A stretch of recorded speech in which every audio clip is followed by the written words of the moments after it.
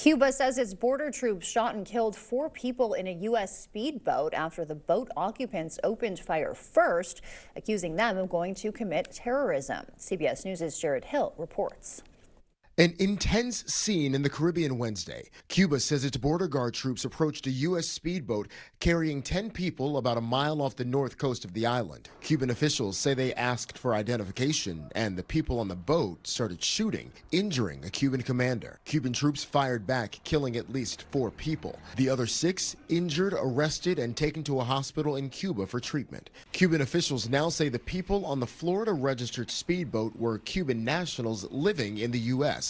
and that some had violent criminal records. Cuban authorities say they found rifles, handguns, Molotov cocktails, bulletproof vests, and camo uniforms on the boat. They say the group was planning to carry out terrorism on the island, and that another person arrested in Cuba confessed that he was sent from the U.S.